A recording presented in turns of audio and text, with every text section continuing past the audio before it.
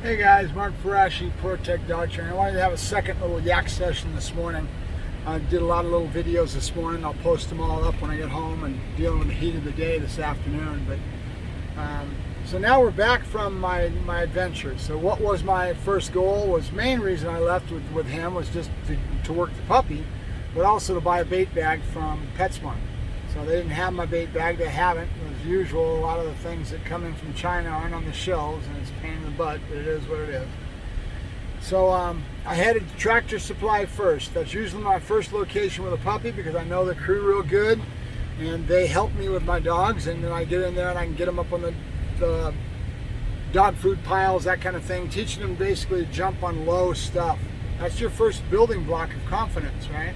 And then went to Tractor Supply, real short and sweet session in there. Then I knew I was going to Home Depot.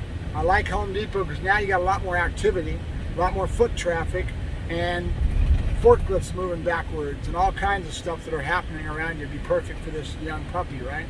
I found out that the day is a little slower in there because of the fact that everybody's doing their thing with the Father's Day, going to breakfast, all that kind of stuff. So a lot more families are out doing other things and being in Home Depot.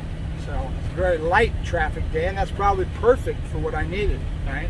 So then you evaluate the dog as you're going along. And the one thing I did this morning, because of all this high heat and everything, I went ahead and figured I'd back off of him as far as doing it as much with other things and let him have a good full meal in his stomach and enjoy the morning and set up more about our patterns and routines.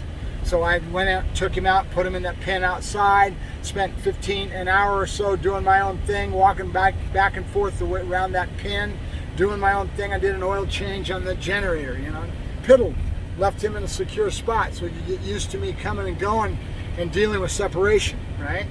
So we worked on that, and I knew I was going to be leaving, so I let him come back in the house with me. I took a shower, put him in his crate for a while, took him out and spent some time. Now we're off and about, and I put him in the truck, in the crate. He's in with me in the air conditioner because I know how hot it's going to be after I dealt with yesterday's, right? So then we went to Tractor Supply, then we headed to Home Depot and worked him really good there.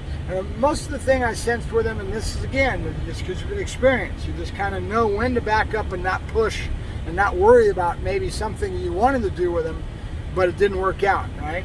That's just dogs. Some days they have good days and bad days, just like you and I. They're in different moods. I knew he wasn't going to be that receptive to the food because I had already given him a good meal, right? So we're holding that back, and I'm just getting him into his nana, into his play toy.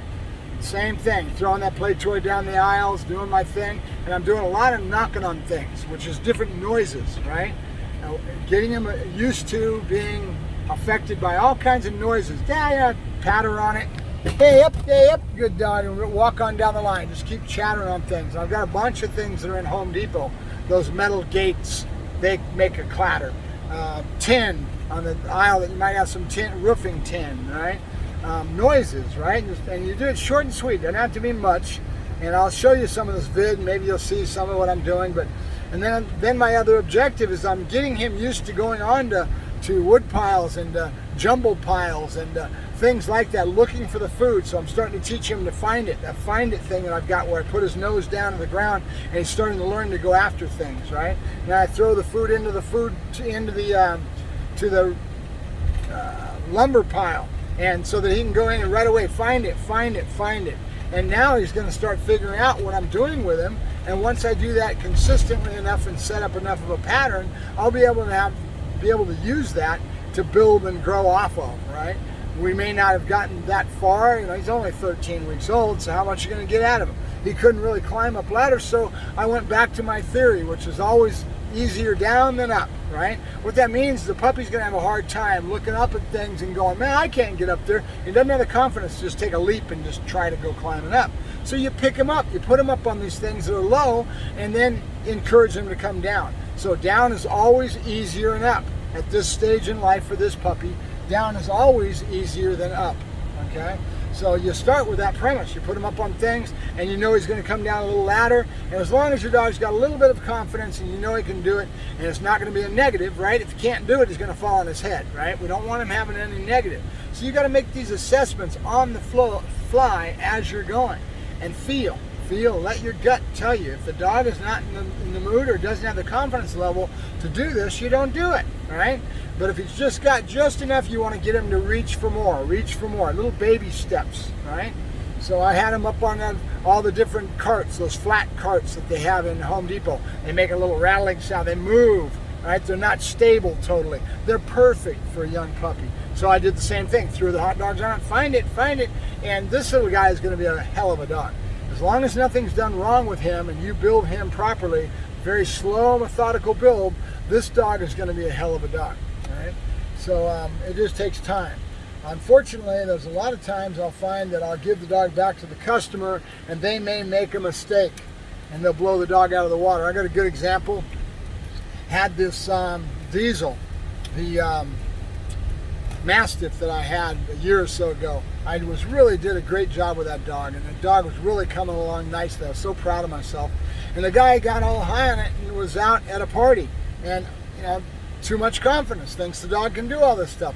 Goes out, and a little young child came in real heavy and precocious on the dog. The dog freaked out and snapped at the child. The child got a little bit of a scratch on the face. Dad got pissed off. Dad proceeded to kick the shit out of the dog, and now with that trauma with that young dog, it ruined the dog, right? They still love the dog, don't get me wrong. The dog's at home with them, they love him, but they really screwed it up. I mean, I had so much potential with that dog and so much looking forward with what we were going to do with him, and they blew him out of the water. Well, that shit happens. It can even happen with me. You have something that happens, you don't have total control of your situation when you're out in environment. When you're out in public, you don't have total control, right? Something could happen. A young kid could come in on your dog real heavy, even like this little 13-week. You got to be very aware of what's going on around you and pay attention to people, right? I just walked into PetSmart and was looking for a little bait bag. Was walking in there, real heavy with dogs in there this morning, some of them going to the vet. Well, I don't like that. That means sick dogs. So I want to get the hell out of there as quick as I can. One guy had a big old pit bull, Oh, he's great with people. He's great. Well, the dog did end up turning out to be a pretty stable dog, and it was okay. But with young puppies, they're going to bark at this. They're going to get a little reactive, and you got to be real careful how you work a dog through this stuff. Because if you don't do the right thing, the dog is going to be branded and affected for life. Or let's say I trusted this person too much and they had a dog that was a little bit too precocious, boom, you're only going to bring out more reactivity, right? Where does the root cause of reactivity come from? Insecurity, fear. That's the root cause most of the time. There are other reasons, but that really is the root cause, and this is the time period you need to work the dog through it very slow and sure, right?